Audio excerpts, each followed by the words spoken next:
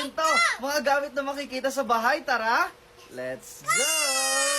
First, yung pillows. Pero syempre guys, bago namin kainin yan ni Amari, don't forget to follow me and comment sa comment section next kakainin namin ha.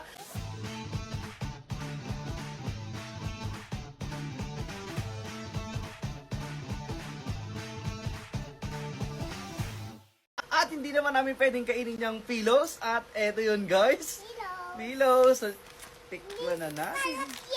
Masarap yan. Pillows. Pillows. Maliit na unan.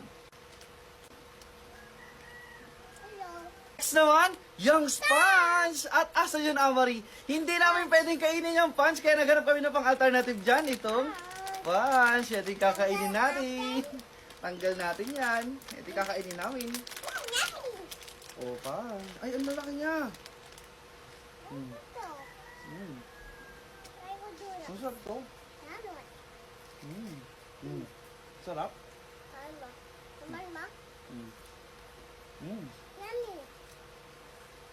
Sarap pala na to. Next naman, yung kawali. Pero syempre guys, hindi namin pwedeng kainin yan. Ano yung kinukuha mo, Amari?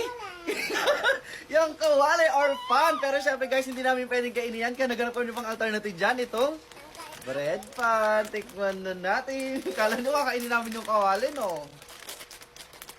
Tikman natin itong bread pan. Yummy. Get one. Like, follow, comment, and share. Bye-bye.